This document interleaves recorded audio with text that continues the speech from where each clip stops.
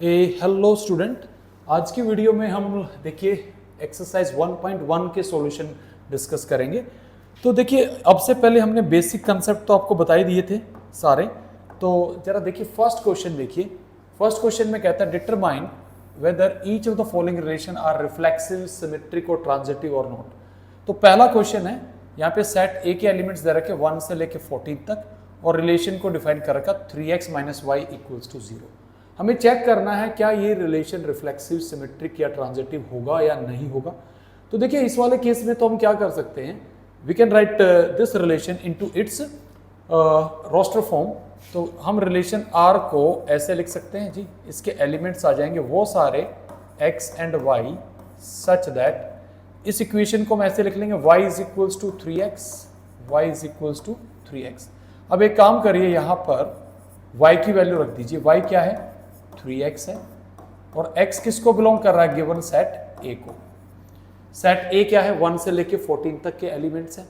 तो अब 1 से लेके 14 तक के एलिमेंट्स है तो कैसे लिखेंगे जी, this is nothing but x को वैल्यू देंगे 1 तो 1,3 आएगा, देन 2 देंगे तो 2,6 आएगा, देन 3,9 आएगा, देन 4,12 आएगा। इससे आगे कोई एलिमेंट नहीं आएगा सेट में। तो आई होप ये तो आपको समझ में आ गया होगा कि R के एलिमेंट्स ये आ रहे हैं। अगर R के एलिमेंट्स हमारे पास ये आ रहे हैं तो अब हमें चेक करना है क्या रिलेशन रिफ्लेक्सिव है। Straight away answer is no, R is not reflexive. क्यों नहीं है R रिफ्लेक्सिव, क्योंकि इसके अंदर 1,1, 2,2 और से 3,3 से लेके सारे in fact we can say that 14,14 तक के एलिमेंट नहीं है। So R is not reflexive, you can say that this is not reflexive. Clear हो गया। क्या सिमेट्रिक होगा, आंसर इज नो, ये सिमेट्रिक भी नहीं है। जरा ध्यान से देखिए क्यों नहीं है सिमेट्रिक, समझिए। This is not symmetric, reason is very simple. अगर आप यहां पे देखें 3,9 है, 4,12 है, 2,6 है, 1,3, इनके इनवर्स पेयर किसी के भी नहीं है। 12,4 भी नहीं है, 9,3 भी नहीं है। So this is not symmetric. सबको रीजन समझ में आ गया होगा कि सिमेट्रिक ना होने का रीजन क्या है। सिमेट्रिक ना होने का रीजन यही है कि यहाँ पर a, b belongs to R, it is not implying that b, a belongs to R। ये कंडीशन यहाँ पे वायलेट हो रही है। नेक्स्ट आता है ट्रांजिटिव। तो ट्रांजिटिव के लिए भाई आप कैसे चेक करेंगे, टू चेक ट्रांजिटिविटी हम क्या करेंगे, यहाँ पर देखिए जरा ध्यान से। ट्रांजिटिव के लिए आपको क्या करना पड़ेगा, ध्यान से देखिए। सी यहाँ पे बड़े इंपॉर्टेंट पेयर आपको नजर आ रहे होंगे। देखिए 1,3 है, इस पेयर को जरा ध्यान से देखना। 3,9 है, क्या 1,9 है इसमें, आंसर इज नो। तो ट्रांजिटिव भी नहीं हुआ। आपने क्या देखा, 1,3 belongs to R, 3,9 belongs to R, but आपने यहां पे देखा 1,9 R में नहीं है। तो इसका मतलब क्या हुआ, ये रिलेशन ना तो रिफ्लेक्सिव है, ना सिमेट्रिक है और ना ट्रांजिटिव है। तो देखिए आपने देखा हमने कैसे क्वेश्चन को हैंडल किया। हमने सिंपली इसमें क्या किया, हमने इस क्वेश्चन को हमने इसकी रोस्टर फॉर्म में ब्रेक कर लिया and we got all the information about this question. आगे बढ़ते हैं, देखिए नेक्स्ट क्वेश्चन क्या है। तो नेक्स्ट क्वेश्चन समझिए जरा हमारे पास क्या है। देखिए next question is, if you see the next question here,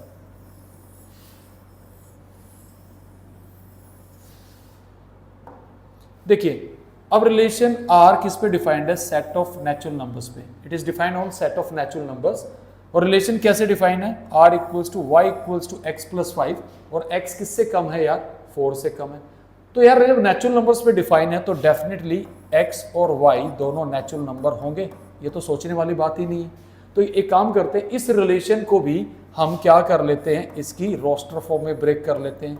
तो जी इसके एलिमेंट क्या आएंगे, लिख दीजिए यार, x, now what is the value of y, x + 5, x + 5 है।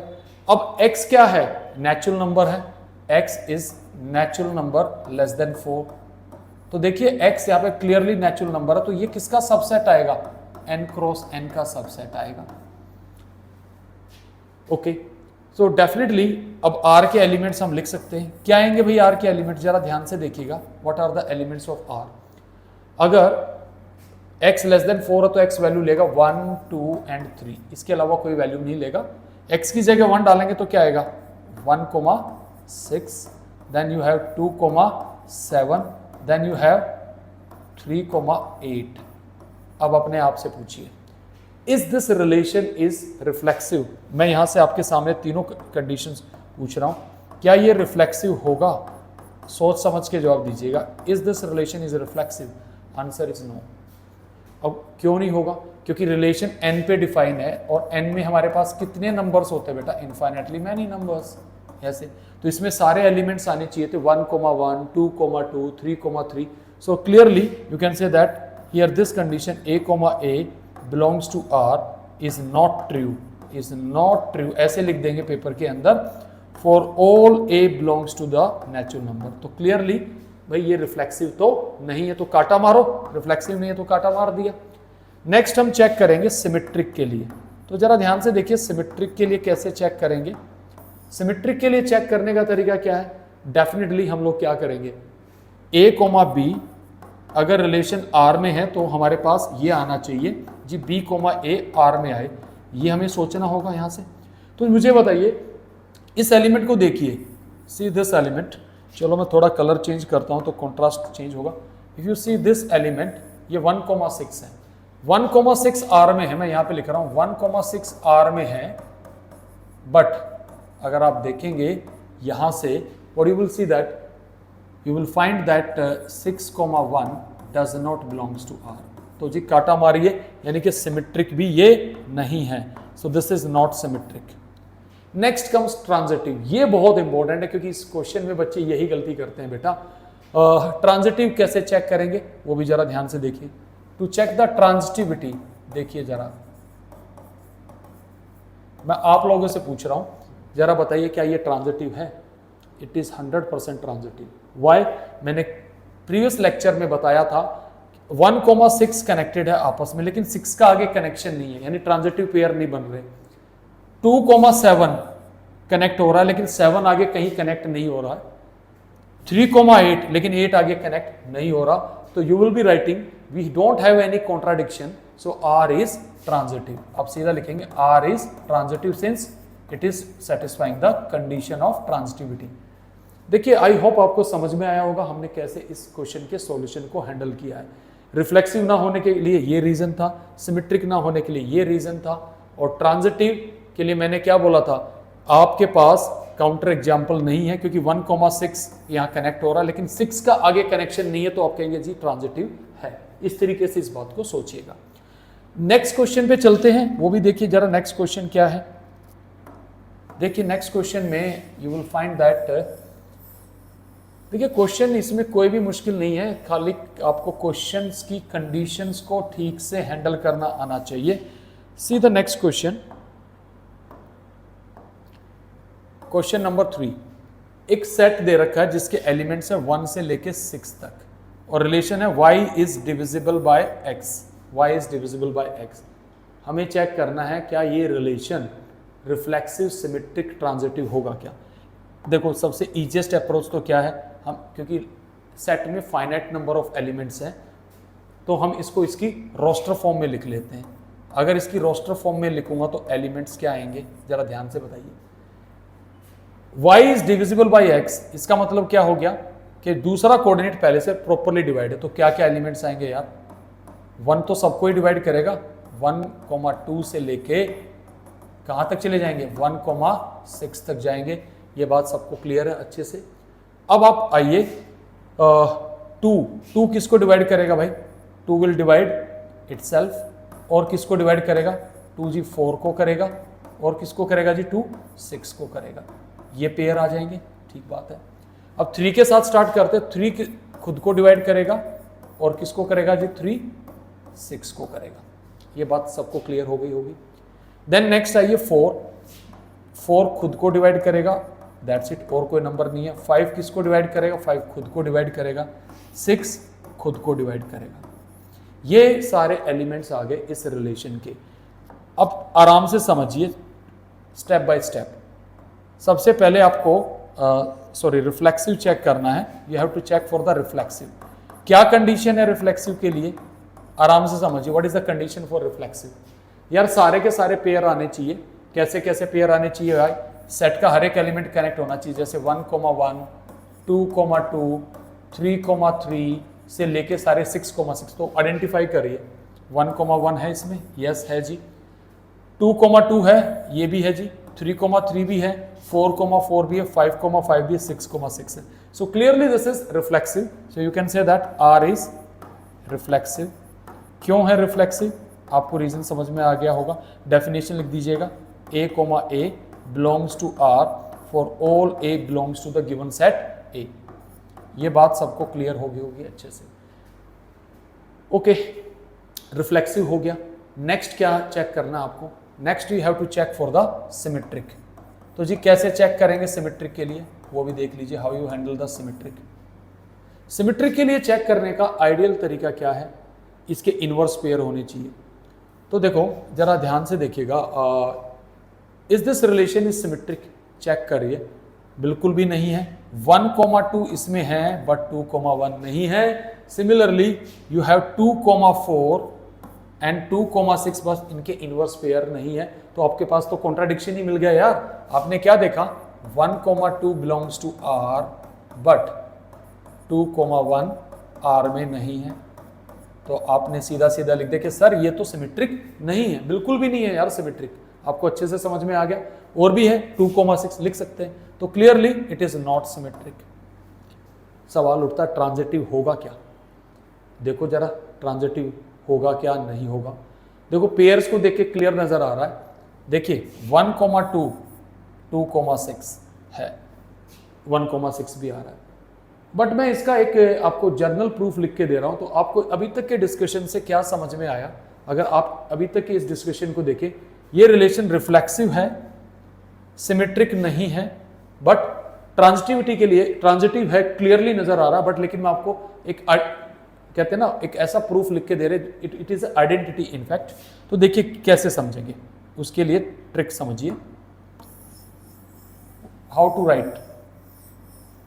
पहले तो बहुत कॉमन सेंस से बच्चों जवाब दीजिएगा, जो बातें पूछूंगा उनका जवाब दीजिएगा अच्छे से। मुझे बताइए, मैं ये टर्म लिख रहा हूं, y is divisible bye x। यार y x से कब डिविजिबल होगा? हम कहते हैं कि सपोज करिए मैंने कहा कि 4 इज डिविजिबल बाय 2। क्यों डिविजिबल है? क्योंकि जी 4 जो है 2 की टेबल में आता है। तो इसका मतलब 4 इज ए मल्टीपल ऑफ 2। तो मैं यहां ये कह रहा हूं y is divisible bye x। तो इस बात का मतलब क्या आएगा? y जो आएगा सम k टाइम्स ऑफ x आएगा। प्लीज रिप्लाई करिएगा, इसका मतलब ये बनेगा। अगर ये बात समझ में आ गई तो क्वेश्चन यहीं पे खत्म है। तो देखिए एक इसका जर्नल प्रूफ लिखने का तरीका क्या है। हम क्या करेंगे, यहां पे सबसे पहले मान लेंगे कि let x, y belongs to r। भाई जल्दी से बताइए इसका मतलब क्या आ जाएगा? इसका बेसिक मतलब क्या है कि y is divisible bye x। This will imply y is divisible bye x। जल्दी से बताइए, इसका यही मतलब आएगा। तो y x से डिविजिबल है, तो दिस विल इंप्लाई y आपके पास कुछ k टाइम्स ऑफ x आ गया। ये बात सबको क्लियर होगी अच्छे से। नेक्स्ट जरा ध्यान से देखिएगा, मैं यहां पे क्या लूंगा, y, z belongs to r। y, z belongs to r का मतलब क्या आएगा? जल्दी बताइए क्या मतलब आएगा? Will write z is divisible by what? y। तो z किसका मल्टीपल आ जाएगा? y का आ जाएगा। So we can say that z is equals to some m times of y। Please see these two equation carefully. मैं क्या करूंगा, what I will do here, क्या कर सकते हैं यहां से? हम पहली इक्वेशन से y की वैल्यू उठाएंगे, ये वाली वैल्यू यहां पे स्विच ओवर कर देंगे। तो z आ जाएगा mkx। अब यहां से क्या आ गया भाई? कमाल हो गया। देखिए ये तो इंटीजर है, तो z is a multiple of x। z is a multiple of x। You can say that z is multiple of x। Multiple of x आने का मतलब क्या हो गया? This will imply z is divisible bye x। तो इस बात का मतलब क्या आ गया जी? x, z r में आ गया। देखिए this is the general proof student. ये यहाँ पे लिखना होगा। So this relation is transitive. और ये रिलेशन क्या था? रिफ्लेक्सिव था, सिमेट्रिक नहीं था, बट ट्रांजिटिव है। तो this is the way that you will write it. सबसे पहले ये वाले पेयर लेंगे x, y, फिर y, z, उसका मीनिंग लिखा, और मैंने आपको एक जनरल रिव्यू भी यहाँ पे आपको बताया कि किसी चीज का किसी से डिविजिबल होने के पीछे क्या रीजन है और क्या लॉजिक है। तो this is the logical solution of this problem. Question number 4 देखते हैं, इसका आराम से समझिएगा। क्वेश्चन नंबर 4 देखिए, क्वेश्चन नंबर 4 को हम कैसे हैंडल करेंगे। Will apply the same tactics, simple तरीका है। और देखिए, क्वेश्चन करना मुश्किल नहीं है, उसको समझने के लिए थोड़ा सा दिमाग लगाइएगा, और कुछ नहीं है। यहां पे R is a relation in the set Z of integer defined as x minus y is an integer. यार ये रिलेशन किसके ऊपर है? Z क्रॉस Z, यानी x और y इंटीजर है। तो अगर x और y इंटीजर है तो मैं सबसे पहले रिफ्लेक्सिव चेक करना चाहूंगा। I will be checking reflexive. तो रिफ्लेक्सिव चेक करने के पीछे क्या लॉजिक है, देखिए जरा कैसे स्टार्ट करेंगे। I will be writing x, x R में आने के पीछे क्या लॉजिक होगा। यार ये तो R में तभी आएगा जब x minus x, it should imply x minus x which is 0 and which is always integer. यही तो कहना है कि यानी कि दो ऑर्डर्ड पेयर R में आने के पीछे क्या लॉजिक है, उनका डिफरेंस इंटीजर होना चाहिए। और जबकि x और y इंटीजर ही दे रखे, बड़ा ऑब्वियस है। So which is always integer, which is always integer, ये तो हमेशा ही इंटीजर होगा। तो ये बात क्लियर होगी कि इट इज रिफ्लेक्सिव। अब सिमेट्रिक देखिए यार, सिमेट्रिक भी बहुत ऑब्वियस है अगर आप ध्यान से देखें। Symmetric is also obvious. क्या रीजन है सिमेट्रिक के पीछे? अगर x, y R में है तो आप कह रहे हैं कि sir x minus y integer है। अगर यार x माइनस वाई इंटीजर है तो मैं इस बात को ये भी तो कह सकता हूं, जरा ध्यान से समझिए। आई कैन राइट जी y माइनस एक्स भी तो इंटीजर होगा, बिल्कुल होगा, क्योंकि आप जानते हैं अगर 2 इंटीजर है तो -2 भी इंटीजर है, a इंटीजर तो -a भी। तो यहां से क्या सिद्ध हो गया जी, y, x belongs to R। तो यानी कि ये रिलेशन आपका सिमेट्रिक भी है। अब ट्रांजिटिविटी कैसे लिखेंगे? देखो बच्चों, लिखना ही आर्ट है। यहाँ पे लिखने के पीछे ही नंबर मिलेंगे आपको। आपकी आइडेंटिटी को बोर्ड की आंसर शीट के ऊपर कोई नहीं जानेगा। It is just only art of expressing it, that how you will express your solution. Okay, now see transitivity मैं कैसे चेक करूंगा। मैंने मान लिया x, y belongs to R। तो इसका मतलब क्या आएगा? x minus y is equal to some a। मैं a को मान रहा हूं a बिलोंग्स टू z, यानी a is integer, number 1। Next what I will do, मैं मान लूंगा जी y, z ये भी R में है। इसका मतलब क्या आएगा जी, इन दोनों का डिफरेंस वो भी कोई इंटीजर b आएगा। तो मैंने यहां पे ले लिया 2, तो I can say that b is also integer. अब क्या करना चाहिए, मुझे क्या दिखाना है? I have to show that x, z R में आए। तो जी कैसे आएगा बेटा, आराम से समझिए। दोनों इक्वेशंस को ऐड कर दो यार, साफ साफ दिख रहा 1 + 2 क्या आएगा बेटा, x minus y plus y minus z is equals to a plus b. चलो जी y से y कैंसिल हो गया, a और b इंटीजर, तो ये भी तो इंटीजर ही आ गया भाई, a plus b is integer. So this will imply x, z belongs to R। तो भाई ये क्या बन गया, ये तो इक्विवेलेंस रिलेशन हो गया। This relation is reflexive, symmetric and it is transitive. So you can say that given relation is equivalence relation. So I hope student ये पहले 4 क्वेश्चंस का सॉल्यूशन आपको समझ में आया। जो आगे बढ़ते हैं नेक्स्ट क्वेश्चंस पे।